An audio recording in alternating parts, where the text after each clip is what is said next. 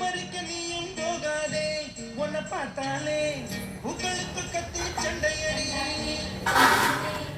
ஒட்டு வைக்க நீயும் போகாதே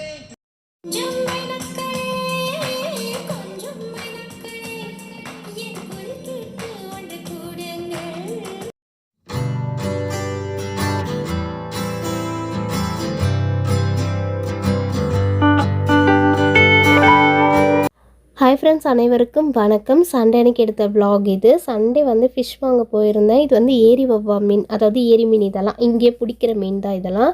ஸோ இந்த மீன் வந்து கிலோ வந்து 200 தான். இதை வந்து அவங்களே ஃப்ரீயாகவே கட் பண்ணி கொடுத்துருவாங்க. இந்த கடையுமே பார்த்திங்கன்னா ஊருக்குள்ளே இருக்கும் பார்த்திங்களா, அந்த மாதிரி கடைங்க தான். நீட்டாக இருக்கும். ஃபிஷ் கடைக்கு போனாலே ஒரு மாதிரி ஸ்மெல் அடிக்கும், உட்கார இடம் இருக்காது, வெயிலில் நிற்க முடியாது இல்லையா. இந்த கடை வந்து கொஞ்சம் வந்து ஆப்போசிட்டில் வெயில் தான் இருக்குது, பட் உட்கார ஓரமாக இடம் இருக்கிறதுனால நான் போய்ட்டு அந்த அக்கா பக்கத்துலேயே உட்காந்துட்டேன். அந்த பூனை பார்த்திங்கன்னா ஒரு கால் உடஞ்சிச்சு போல், பாவம். அது தடுமாறி உட்காந்து சாப்பிட்டுட்ருக்கு. இங்கே மோஸ்ட்லி இந்த ஏரி வவ்வா மீன் தான் நிறைய பேர் வாங்குவாங்க. அந்த அங்கிள் கட் பண்ணுறாருல, இது வந்து நல்ல ஸ்லைஸ் போட்டு கொடுக்கும்போது வறுத்தா செம்ம டேஸ்ட்டாக இருக்கும். குழம்பும் நல்லாயிருக்கும். முள்ளே இருக்காது, ஒரே ஒரு பெரிய முள் மட்டும்தான் இருக்கும். அதனால தான் இந்த மீன் அதிகமாக இங்கே நிறைய போகும். ஏரா வந்து கிலோ 360 ரூபா சொன்னாங்க. ஆக்சுவலாக எப்போவுமே பட்டாபிராம் போயிட்டு ஹஸ்பண்ட் தான் எல்லா நான்வெஜ்ஜுமே வாங்கிட்டு வருவாங்க. இப்போ அவங்க வந்து 2 நாள் அவுட் ஸ்டேஷன்றதுனால நாங்களே போயிட்டு வாங்கிட்டு வரதுக்காக போனோம். பக்கத்தில் இந்த மீன் கடைக்கு எப்போவுமே ரேர், எப்போயாச்சும் போவோம் எமர்ஜென்சி அப்படின்னா இங்கே தான் போவோம், வாங்கிட்டு வந்துடுவோம். அவங்களே கட் பண்ணி கொடுத்துட்றதுனால கொஞ்சம் வேலை ஈஸியாக இருக்கும். ஆனால் எவ்வளோ கூட்டம் பார்த்திங்களா. காலையிலே எல்லோரும் காசு கொடுத்து வாங்கி லைனாக வச்சிடுறாங்க. லைன் படி தான் கட் பண்ணுவாங்க. ஸோ லைனாக வச்சுருவாங்க.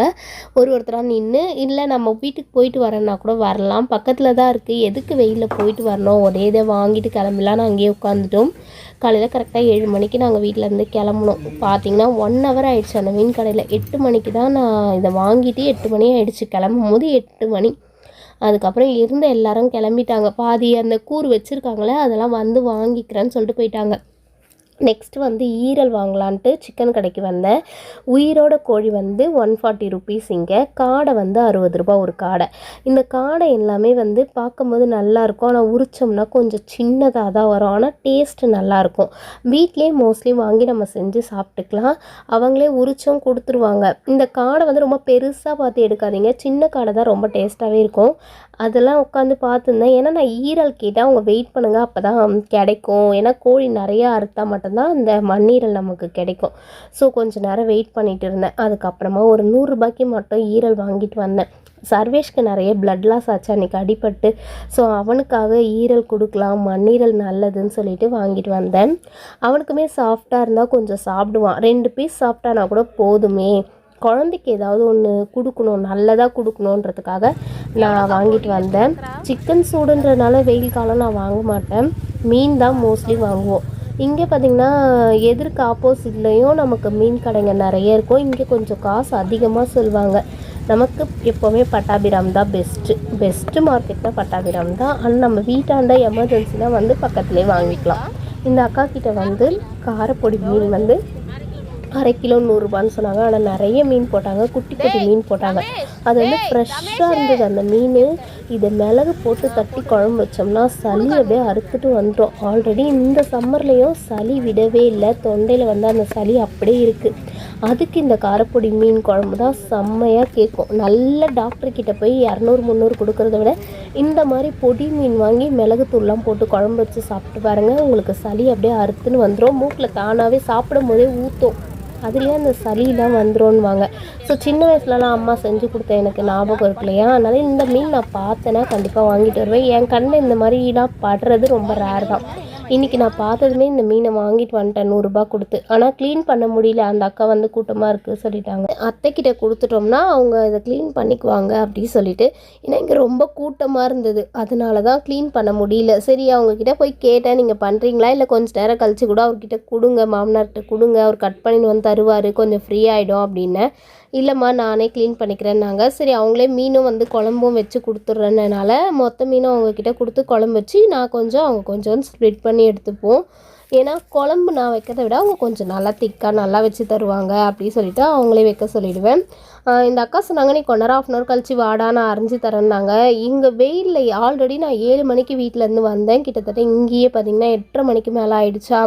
இதுக்கு வேலைக்கு வெயிட் பண்ண முடியாது சொல்லிவிட்டு நான் இல்லை கொடுங்கக்கா, நான் வீட்டுக்கு எடுத்துகிட்டு போகிறேன்னு சொல்லிட்டு வாங்கிட்டு அங்கேருந்து வந்து டிஃபன் வேறு செஞ்சு பசங்களுக்கு கொடுக்கணுமேன்னு வந்து கடன் தோசை மட்டும் ஊற்றுனேன். நைட்டு வச்ச பட்டாணி குருமா இருந்ததுனால அப்படியே மேனேஜ் பண்ணிக்கலாம் சொல்லிட்டு ஆளுக்கு 2 தோசை ஊற்றி சாப்பிட்டு மதியம் லஞ்ச் ஹெவியாக தானே சாப்பிட போகிறோன்னு சிம்பிளாக 2 தோசை ஊற்றி சாப்பிட்டு லஞ்சு காலைல டிஃபனை முடிச்சுட்டு அப்படியே மாவு ஊற போட்டேன். ஏன்னா மாவு அரைக்கணும், காலி ஆகிடுச்சி. அதுக்கப்புறம் இந்த ஃபிஷ் ஏரி வவ்வா மீனை வாஷ் பண்ணி ஓரமாக வச்சுட்டு அதுக்கப்புறம் அந்த ஈரல்லாம் தண்ணி ஊற்றி ரெடி பண்ணி வச்சுட்டேன். டிஃபன்லாம் முடிச்சுட்டு பசங்களாம் குளித்து ரெடி ஆகிட்டதுக்கப்புறமா பொறுமையாக சமையலை ஸ்டார்ட் பண்ணலாம் அப்படின்னு சொல்லிட்டு இந்த வாரம் சண்டே இப்படி தான் போகுது. நான் சாட்டர்டே விலாகும் போட்டிருக்கேன், கண்டிப்பாக போய் பாருங்கள். அது உங்களுக்கு ரொம்ப யூஸ்ஃபுல்லாக இருக்கும். நம்ம எப்படிலாம் டைம் மேனேஜ் பண்ணலான்றதை பற்றி சூப்பராக எக்ஸ்பிளைன் பண்ணி போட்டிருக்கேன். ஸோ இந்த மீன் அத்தை எடுத்துகிட்டு போயிட்டு மேலே வாஷ் பண்ணிட்டாங்க. வாஷ் பண்ணதுக்கப்புறமா நான் குழம்பு வச்சுட்டு குரல் கொடுக்குறேன்னு சொன்னாங்க. நான் சரி அப்படியே போயிட்டு எப்படி இருக்குது மீன் நல்லா இருக்கா என்னன்னு சொல்லிவிட்டு அப்படியே வாஷ் பண்ணதை உங்ககிட்ட காட்டலாமேன்ட்டு இந்த குட்டி குட்டியாக நல்லாயிருக்கும் வாஷ் பண்ணி வச்சுருக்காங்க. குழம்பு வச்சுட்டு குரல் கொடுக்குறேன்னு இருக்காங்க. அதுக்குள்ளே நம்ம சமையலை ஸ்டார்ட் பண்ணிடலாம். ஒரு பக்கம் சாதம் வச்சுட்டேன், ஒரு பக்கம் வந்து கொஞ்சமாக ரசம் வச்சுட்டு ஈரல் வந்து கிரேவி பண்ண போகிறேன். ஈரலை கிரேவி பண்ணிவிட்டு ஃபிஷ்ஷு வந்து ஃப்ரை பண்ண போகிறேன். அதுக்கு மசாலாலாம் ரெடி பண்ணி வைக்கணும். ஸோ இந்த பாத்திரத்தை வேலையும் இஞ்சி பூண்டு பேஸ்ட்டாக அரைச்சி வச்சுருக்கேன் ஜாரில். இப்படியே ஒரு பக்கம் நான்வெஜ்ஜை வந்து அப்படியே கழுவிட்டு இந்த தாளிக்கிறது அதெல்லாம் சோம்பு போட்டு கிரேவி எப்படி நம்ம எப்போவுமே வெங்காயம் தக்காளி இஞ்சி பூண்டு பேஸ்ட்டு சோம்புலாம் போட்டு செய்வோமோ அதுமாதிரி திக்காக ஒரு கிரேவி செஞ்சுட்டா. இப்போ நான் சமைக்கிறத தான் நைட்டுக்கும் நைட்டுக்கு சாதம் மட்டும்தான் வடிப்பேன். இந்த குழம்புலாம் வச்சு மேனேஜ் பண்ணிக்குவேன். மீன் குழம்பு மீன் தான் மண்டேவும் நான் யூஸ் பண்ணிக்குவேன். ஸோ இந்த சண்டே செய்கிற இது வந்து அப்படியே மண்டேக்கும் எனக்கு அப்படியே நல்லா யூஸ்ஃபுல்லாக இருக்கும். சண்டே ஒரு நாள் வீட்டில் இருந்தால் கூட ரெஸ்ட் எடுக்க முடியாது. ஏன்னா வேலை வந்து இருக்க அதிகமாகிட்டே இருக்கும். அடுத்து நம்ம யோசிக்கவே வேணாம், நமக்கு வந்து வேலை வந்து அடுத்து பிளான் பண்ணவே வேணாம், அடுத்தடுத்து வேலை ரெடியாக இருக்குமா. ஸோ இந்த பக்கம் அப்படியே தாளித்து விட்டுட்டு கையோடு என்ன பண்ணுவேன்னா இந்த தட்டு டம்ளர்லாம் இருந்தால் அதை வாஷ் பண்ணிவிடுவேன். ஏன்னா எப்போவுமே நான்வெஜ் வந்து அதிலலாம் பட்டால் அது ஒரு மாதிரி ஸ்மெல் வரும் சொல்லிட்டு அந்த சிங்கில் இருக்க பாத்திரத்தெல்லாம் கையோடு கொஞ்சம் கொஞ்சமாக வாஷ் பண்ணிவிட்டு இந்த நான்வெஜ் தண்ணியெல்லாம் ஊற்றினோம்னா அந்த ஸ்மெல் வராமல் இருக்கும் இல்லையா. அதுக்காக தான் மோஸ்ட் ஆஃப் இறங்கி போய் வெளியே தான் ஊற்றிட்டு வருவேன். ஒரு டைம் ரொம்ப வந்து இறங்கி போய் படிக்கிட்டு கீழே ஒரு குட்டி 3 ஸ்டெப் இருக்கு இல்லையா, அதனால் கால் ரொம்ப வலிக்குது. ஆனால் என்ன பண்ணுவேன், இந்த பாத்திரத்தெல்லாம் வாஷ் பண்ணி ஒதுக்கிட்டோம்னா சிங்க்லேயே அந்த தண்ணியெல்லாம் வாஷ் பண்ணி ஊற்றிடலாம் அப்படின்னு சொல்லிட்டு கையோடு இந்த பிளேட்டு டம்ளரு சொம்புலாம் இருந்தால் அதெல்லாம் கையோடு வாஷ் பண்ணிவிடுவேன். அப்பப்போ 2 வாஷ் பண்ணாலுமே நிறைய பாத்திரம் விழுந்துகிட்டே தான் இருக்கும். நம்ம வந்து வீட்டில் 5 பேர் 6 பேர் இருக்கோன்னா அதுக்கேற்ற அளவுக்கு நம்ம சமைப்போம், காஃபி போடுவோம், டிஃபன் செய்வோம், அந்த அளவுக்கு பாத்திரம் செய்கிறோம் இல்லையா. ஸோ அதை அப்பப்போ 2 தான் வாஷ் பண்ணுவேன். அப்போ கூட எனக்கு வந்து பாத்திரம் விழுந்துகிட்டே இருக்க மாதிரி தான் தெரியும். சண்டே மட்டும்தான் ஆஃப்டர்நூன் வந்து நான் எப்போவுமே குளிப்பேன். ஏன்னா இந்த நான்வெஜ் எல்லாம் வந்து நம்ம அந்த வேர்வையோடு சமைக்கிறோம் இல்லையா.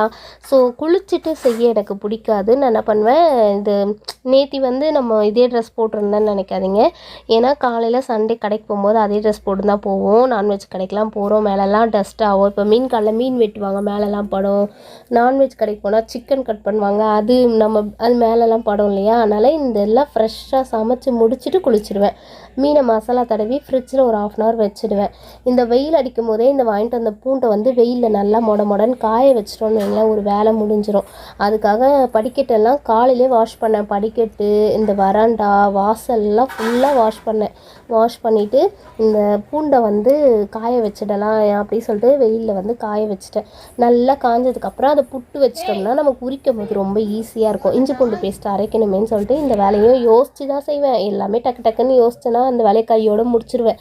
இதை நல்லா வெயிலில் காய வச்சிட்டோம்னா இந்த வேலை முடிஞ்சிடும். அதோட கையோடு இதை உரிச்சும் வந்து போட்டு உதிர்த்து வச்சுட்டேன். அப்படியே காலையில் வாசல் கழுவினேன் பாருங்கள், சின்னதாக ஒரு கோலம் போட்டுட்டேன். மணி பார்த்திங்கன்னா 11 o'clock தான் ஆகுது. ஆனால் அடிக்கிற வெயிலுக்கு பாதத்தை வந்து செப்பல் இல்லாமல் வெளியே போக முடியாது, அவ்வளோ சுடுது. வெயில் வந்து கொளுத்தி தள்ளுது. இந்த டைமுக்கு வந்து பாருங்கள் எப்படி வெயில் அடிக்குதுன்னு. நம்ம ஏரியாவில் மழை பெஞ்சாலும் நல்லா மழை பெய்யும், வெயில் அடித்தாலும் பாரபட்சம் பார்க்காம வெயில் அடிக்கும். ஒரு ஜீவன் கூட வெளியே இல்லை, பார்த்தாலே உங்களுக்கு தெரியும். ஒரு குட்டி பசங்க கூட வெளியே விளையாடாதுங்க, அவ்வளோ வெயில். பாதமே வைக்க முடியல. ஒரு குப்பை கொட்டை போகணுன்னா கூட செப்பல் போட்டு தான் போகணும், அந்தளவுக்கு வெயிலாக இருக்குது. 11:25 ஆகுது அந்த டைம் பார்த்தேன். அப்போ தான் ஸோ அந்த டைமுக்கே பார்த்திங்கன்னா நான் லஞ்ச் வேலையெல்லாம் முடிச்சிடுவேன். 11:25க்கு பார்த்திங்கன்னா இந்த கிரேவி ரெடி பண்ணிட்டேன். அத்தை குழம்பு வச்சு கொடுத்துருவாங்க. சாதம் வடிச்சிட்டேன், ரசம் இருக்குது, மீன் மட்டும் ஃப்ரை பண்ணணும். அந்த மட்டும் ஃப்ரை பண்ணிட்டேன்னா இந்த வேலை முடிஞ்சிடும். இப்போ கிரேவி எடுத்து ஒரு கிண்ணத்தில் மாற்றிட்டேன்னா அதுக்கப்புறம் ஃபிஷ்ஷு ஊற போட்டிருக்கேன் இல்லையா, கொஞ்சம் நேரம் ஃப்ரிட்ஜில் இருந்து எடுத்து வறுத்திங்கன்னா நல்லாயிருக்கும்.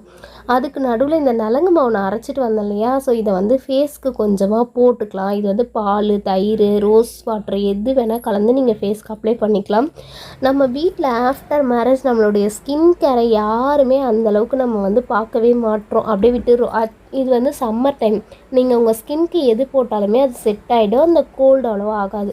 அதனால் சரி, இந்த மஞ்சள் பார்த்திங்கன்னா ரொம்ப ஸ்பெஷலு. இதில் நான் அவ்வளோ இன்க்ரீடியன்ட்ஸ் போட்டிருக்கேன் வீட்லேயே.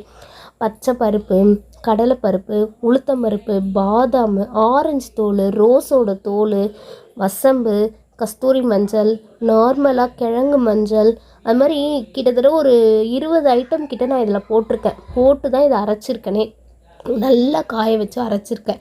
ஸோ இதை நல்லா நம்ம போட்டு ஊற வச்சுட்டு கொஞ்ச நேரம் வெயிலில் போனாலே ஒரு 10 நிமிஷத்தில் நல்லாவே அந்த இது காஞ்சிரும். இதை அப்படியே மேலே போனால் மீன் குழம்பு ரெடி ஆகிடுச்சான்ட்டு போனோம். இது என்ன இவ்வளோதானா? ஆமாம்,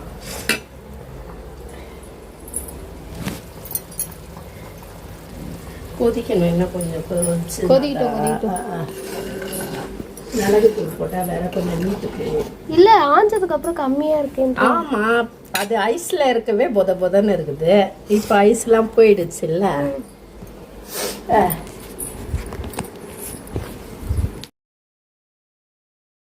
மீன் குழம்பு வாங்கிட்டு கீழே போயிடுமா, ஏன் ஏறி ஏறி வர அப்படின்னு சொன்னாங்க. சரி, அங்கேயே உட்காந்துட்டேன். மணி 12 கூட ஆகலை, வெயில் கொளுத்துது, தாங்க முடியல. அப்படியே ஃபேஸ் வந்து 5 நிமிஷத்தில் காஞ்சி போச்சு. பார்த்தாலே தெரியும். நான் கீழேருந்து போட்டுன்னு மேலே வந்து அதுக்குள்ளே பார்த்திங்கன்னா காஞ்சிச்சு.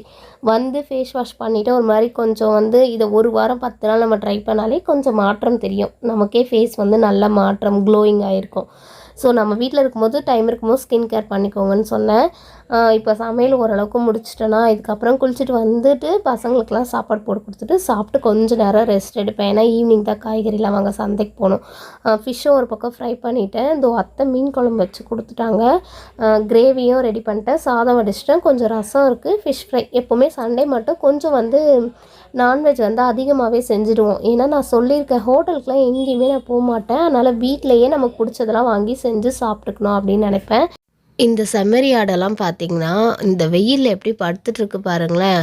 செம்ம வெயில். 12 மணிக்கு பார்த்தா இதுங்கெல்லாம் படுத்துட்டு மேய்ச்சலுக்கு அப்போ தான் வந்திருக்குங்க போல். ஸோ ஈவினிங் சந்தை விழாக்க நான் தனி ஒரு வீடியோவாக உங்களுக்கு போடுறேன். ஏன்னா இது கூடவே போட்டால் வீடியோ ரொம்ப லென்த்தாக போகுது. கண்டிப்பாக இன்ட்ரெஸ்டிங்காக இருக்கும். இந்த வாரம் சந்தையில் என்ன நிலவரம்னு பார்க்கலாம் காய்கறிலாம்.